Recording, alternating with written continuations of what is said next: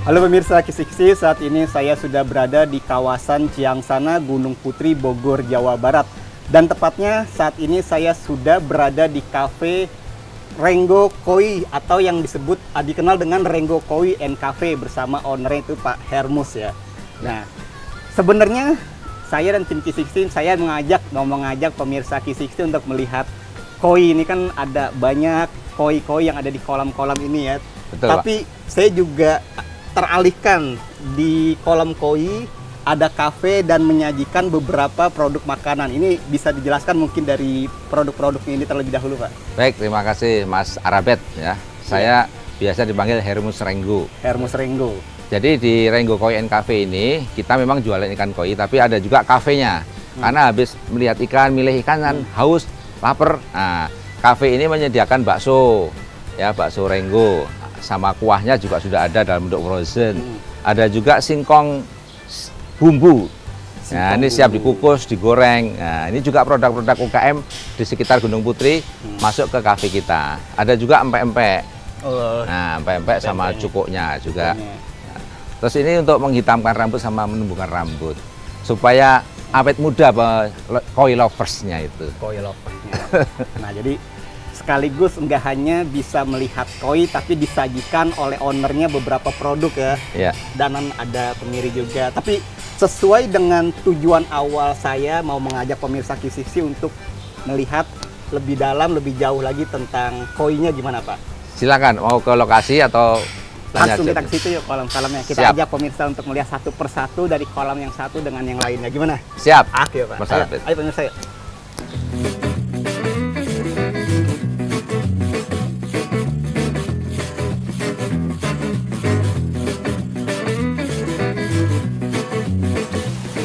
Nah, ini ikan-ikannya banyak Pak ya. Ya, Sebelum kita bicara lebih lanjut terkait ikan koi ini, saya penasaran dari sejarah atau nama dari Renggo dan apa sih kaitan dengan topi yang kita pakai ini Pak? Oke. Awalnya saya bisnis bakso Renggo tahun 2007. Jadi pertama kali pakai nama Koboi karena saya suka film Koboi. Koboi kan identik dengan topi ini. Nah, Koboi tapi ditolak oleh Dirjen HKI, hak kekayaan intelektual. Ganti Jenggo ditolak lagi, akhirnya yang merek ketiga kita ajukan Renggo dapat. Makanya ini sebagai simbol koboi adalah topi ini. Topi ya. Makanya juga nama bekennya Pak Hermus kan. Oh iya, saya di teman-teman UKM dipanggil Hermus Renggo. Hermus Renggo ya. Iya. Ayo dari situ Pak sambil lihat-lihat tadi.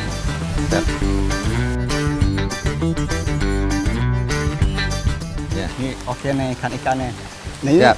ikan koi jenisnya apa nih Pak? Oh, jenis-jenis koi ini banyak. Sebenarnya ada 54, tapi di sini ada 19 jenis koi. Ada 19. Nah, namanya memang dari bahasa-bahasa Jepang ya, karena memang ikan koi ini dari Jepang.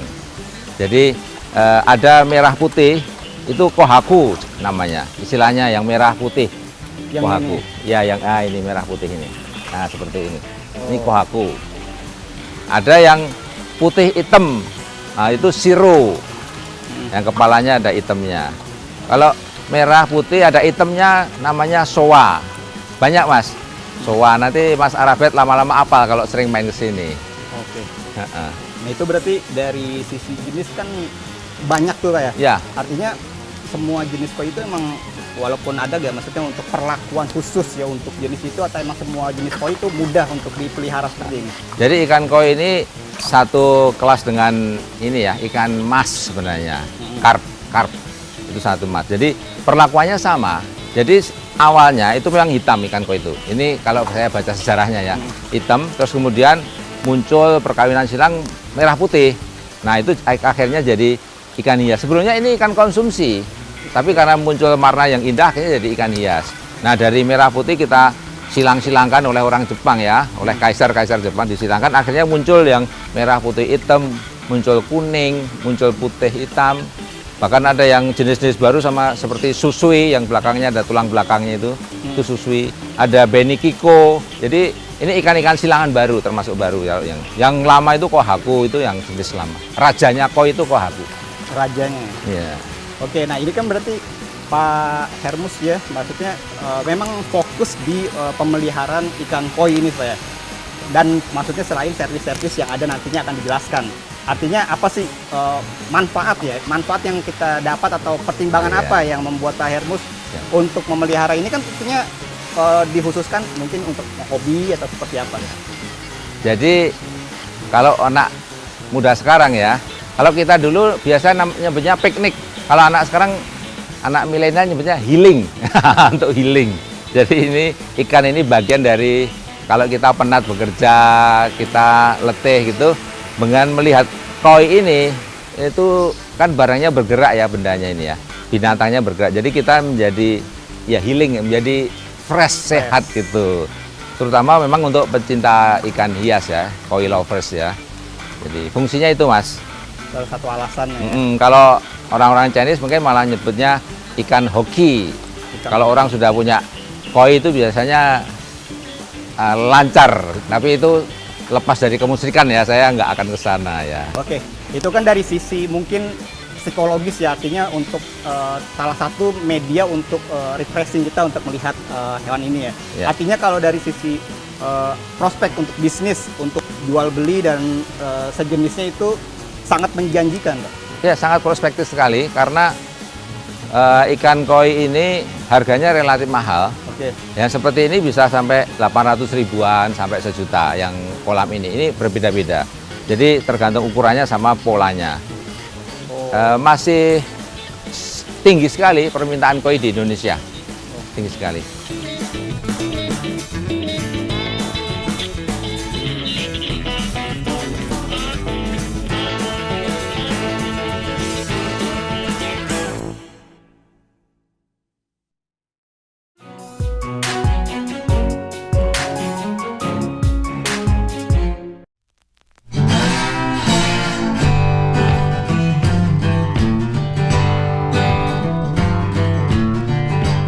Oke Pak Hermus, sekarang kita pengen lebih tahu dalam lagi, lebih jauh dalam ya untuk terkait pemeliharaan dari ikan koi ini sendiri.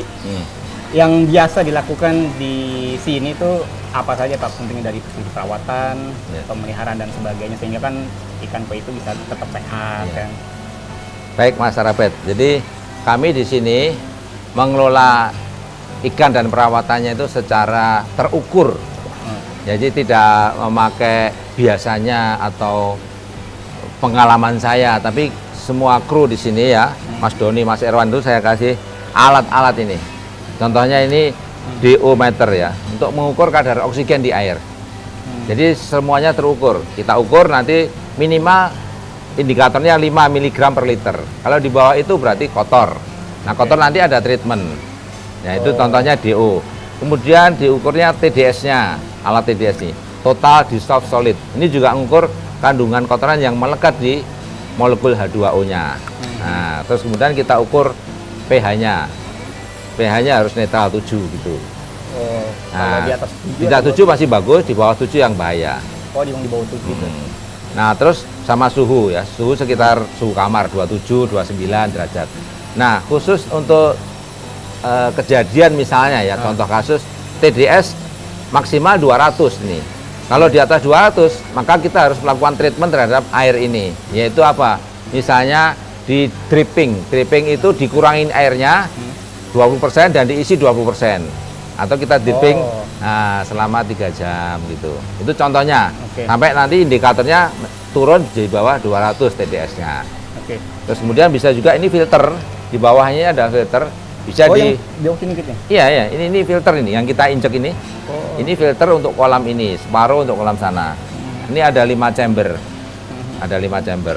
Jadi nanti air yang masuk ini dilewatkan ke saringan-saringan, keluar lagi nanti di waterfall itu udah bersih. Jadi nanti yang dibersihkan daring nelayannya, filter-filter medianya ini. Gitu. Oh, itu lebih mungkin lebih tepatnya untuk memfilter kotoran-kotoran memang tidak sesuai dengan ukuran yang ini. Iya, betul. Jadi agar kotoran itu tersaring, kemudian ukurannya apa ya? Pakai alat ini. Tidak bisa hanya lihat mata, kelihatannya ini jernih, tapi bisa jadi TDS-nya kotor di atas 200, bisa jadi begitu. Jadi ini menipu, karena nggak kelihatan kasat mata. Gitu. Berarti memang semua harus terukur dengan alat Pak ya? Ya, dengan alat. Nah, untuk apa lagi selain itu yang harus diperhatikan ya untuk pemeliharaan ikan koi ini, selain untuk dari sisi alat-alat yang digunakan seperti ini? Ya tentunya makanan. Oke. Pakan daripada koi juga harus makanan yang menumbuhkan atau growth juga untuk mempertahankan warna atau color. Ya, jadi gitu, warna makanannya harus proteinnya tinggi juga. Terus kemudian kalau ada sakit, itu ada obat-obatnya Mas, banyak. Obat yang kita pakai beberapa banyak, nanti kalau dijelaskan lebih detail ya agak rumit sih, Agak panjang ya, gitu pembahasan panjang lebih khusus pembahasannya, ya. agak panjang. Nah, kalau untuk mungkin secara umumnya itu dari sisi pakan mungkin ya yang memang Ya, dibutuhkan untuk setiap makhluk hidup itu gimana mekanisme yang dilakukan dari pakan Ya, itu kalau sendiri? orang kan 4 sehat 5 sempurna. Iya. Ikan juga gitu. Gimana tuh Pak Sari? perlu proteinnya, perlu nutrisi untuk geraknya. Nah, gitu kandungannya Extra gitu. puding ya. Oke, oke. Oke, Pak Hermus, ini Ya. kita ada di tempat apa nih Pak? Dari tempatnya kan berbeda nih dengan kolam yang tadi kita lihat ya Pak. Ya.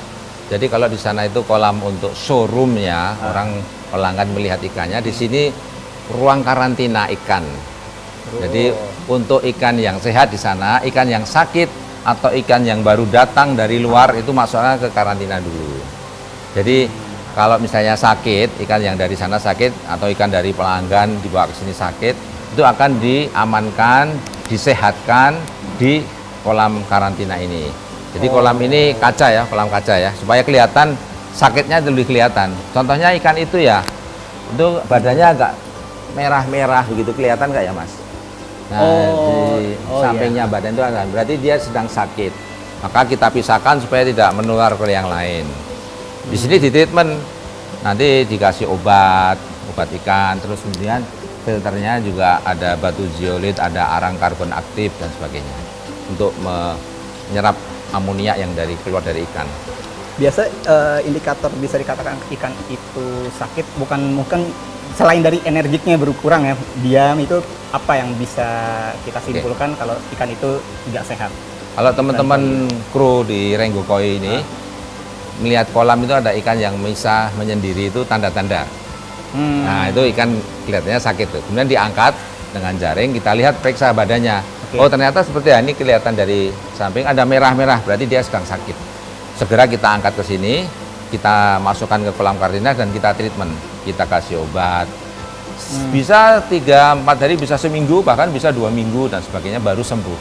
Setelah sembuh, kita bersihkan pakai antibakteri, masuk lagi ke kolam. Oh, jadi nggak sembarangan. Ya, ini ada cara khusus treatmentnya tersendiri. Iya, jam terbang itu perlu untuk menyembuhkan ikan itu. Oke. Nah, untuk dari sisi ukuran tadi kan Pak Hermus juga mengatakan kalau misalnya ikan dari luar ya.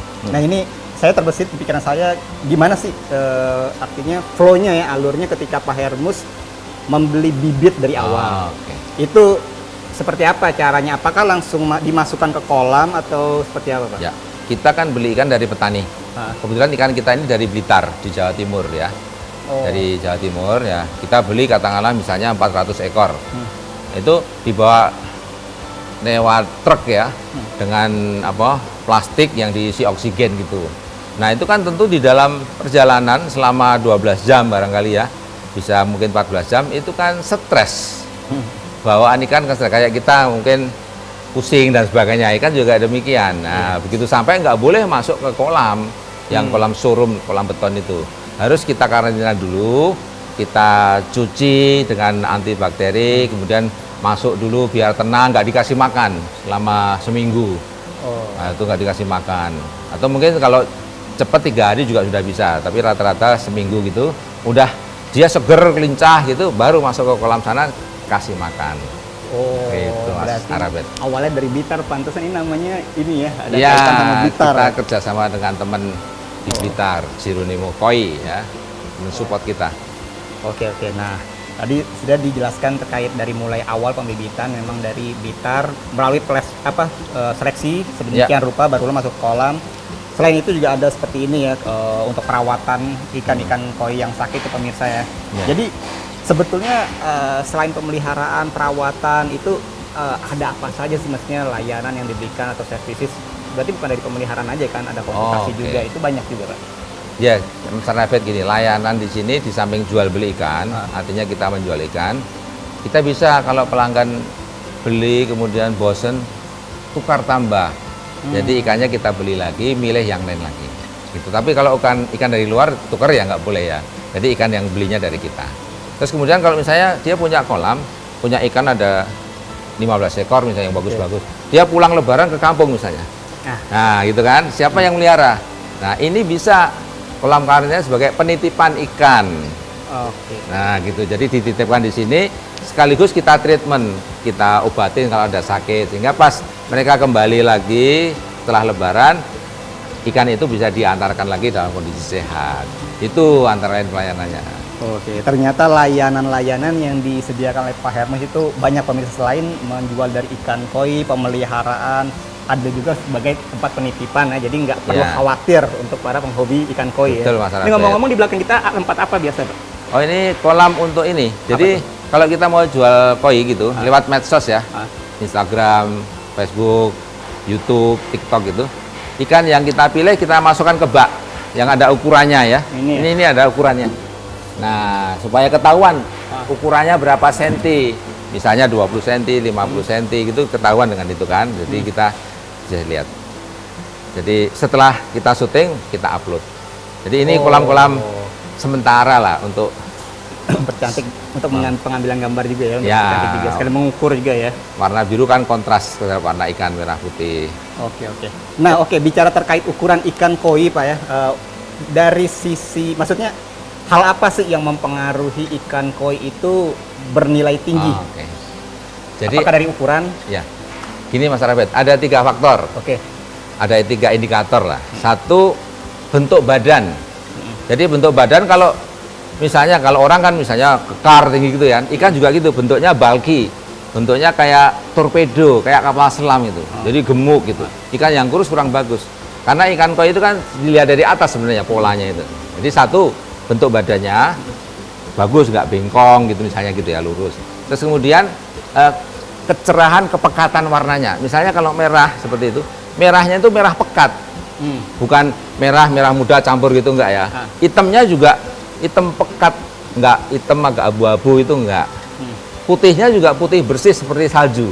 Kalau orang Jepang, shirojinya seputih salju. Nah, bahasanya gitu.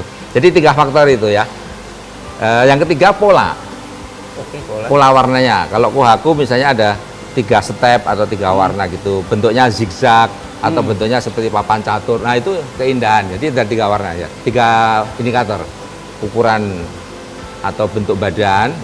Terus kemudian kepekatan warna. Ketiga, pola. Nah, pola itu seni ya. Seni itu seniman. Ini indah tidak lihat. Iya, terkait dengan keindahan ya. Keindahan, betul, Mas Rafiq.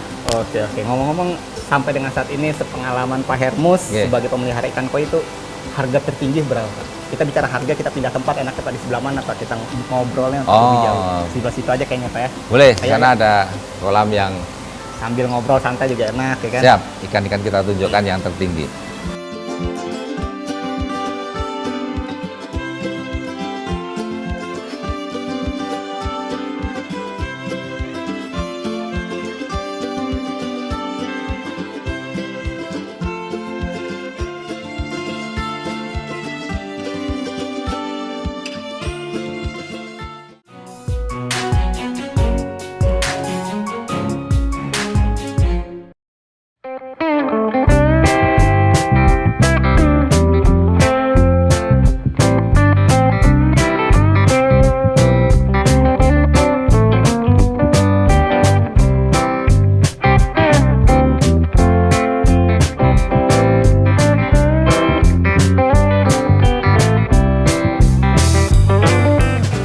Lagi gini nih, berarti kita waktunya santai-santai sambil kasih pakan ikan. Siap. Ini pakannya apa Pak, ikan Pak? Oke. Sip. Ini tapi saya mungkin nggak mungkin nyebut merek ya. Ini pelet ya, pelet ikan aja. Mereknya macam-macam. Sebutnya pelet aja. Ini proteinnya tinggi, sampai 40% proteinnya. Sampai 40%. Nah, jadi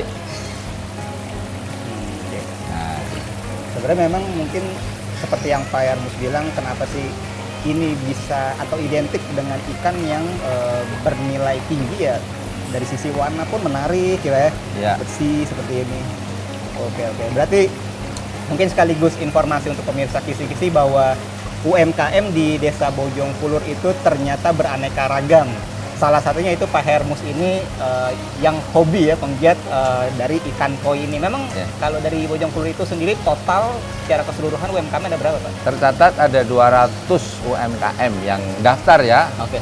lebih yang ada yang tidak daftar juga. Nah, Lumayan banyak, Pak ya. banyak. Dan salah satu yang terdaftar adalah Pak Hermus, Betul, ya, betul. spesialisasi ikan koi. Oke, Pak, menyambung pembicaraan kita tadi terkait beberapa layanan yang Pak Hermus sediakan di sini selain pemeliharaan, jasa penitipan bagi yang ingin keluar kota atau pulang kampung, itu ada apa saja, Pak? Dan bagaimana sih caranya seperti Oke. apa? Mungkin biaya-biaya juga seperti apa? Jadi gini Mas Arabet, ini kita juga melayani pembuatan kolam.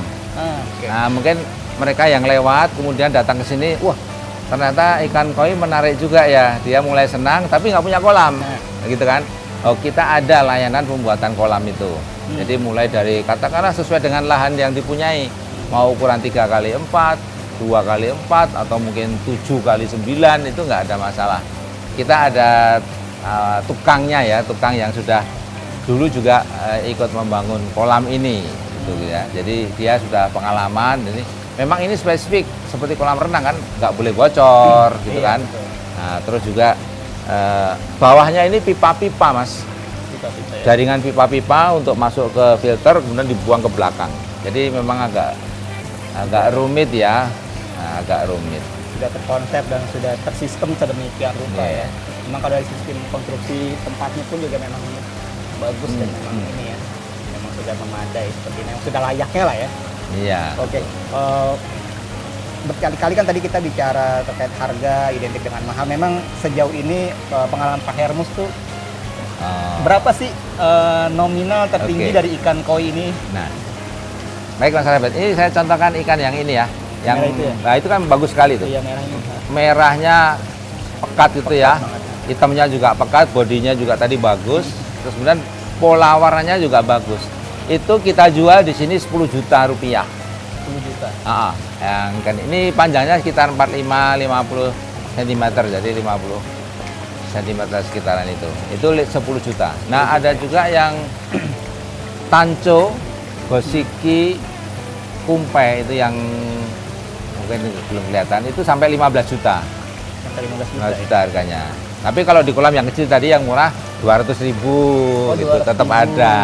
Iya dong. Sudah Kalau ada penggemar awal kan belum berani beli Iya, ikan yang semahal kan, nanti mati. Belajar yang 300.000 dulu. Setelah mereka hobi, mereka akan mencari yang ukuran besar dan yang memang bagus kualitasnya. Grade A kita sebutnya ya, atau mungkin show quality gitu. Oke, nah ini saya juga mendapatkan informasi itu bahkan ada yang sampai mengikuti lelang di negara tertentu, itu bahkan sampai berapa Pak? Oh, harganya? di Jepang itu Mas. Oke. Jadi ikan koi Jepang itu panjangnya 110 cm. Dilelang sebelum pandemi ya itu ya. Itu laku pembelinya dari pengusaha Taiwan perempuan ya. Itu sampai kalau dirupiahkan pemenangnya lelang itu 26,8 miliar. 26,8 M. Tinggi ya. Lumayan. Oke. Ikan kohaku, jenis kohaku. Jadi rajanya gitu. koi. Oh. Yang merah putih itu, yang itu merah putih. Oke. Lumayan Pak ya, harganya tinggi ya. Ya kalau hobi Betul. Nah emang oke, hobi tadi kan Pak Yabus juga artinya tidak menutup kemungkinan bagi yang mau memulai ya, yang penggiat baru lah ya, ya. itu mau mencoba untuk memelihara ikan koi ini tuh akan mendapatkan edukasi, konsultasi dari Pak Hermus bagaimana sih cara memelihara ikan koi yang baik dan benar, bukan hanya baik Pak ya. Ya, betul, Seperti apa? betul. Seperti itu Pak ya. Betul Mas Arbet. Kita ada panduan, sudah ada buku panduan bagaimana memelihara. Pertama ya, memelihara koi itu sebenarnya memelihara air Mas. Oke. Jadi identik dengan memelihara. Kalau airnya udah bagus, kan air bagus ditunjang oleh kolam yang bagus, filter yang bagus, itu ikannya insya Allah sehat. Insya Allah. Jadi memelihara koi adalah memelihara air. Kita lihat ini, airnya jernih gitu kan, tapi harus diukur. Kalau pemirsa nggak punya alat ukur, karena kan relatif mahal alat ukur DO, hampir sekitar 6 juta rupiah gitu ya.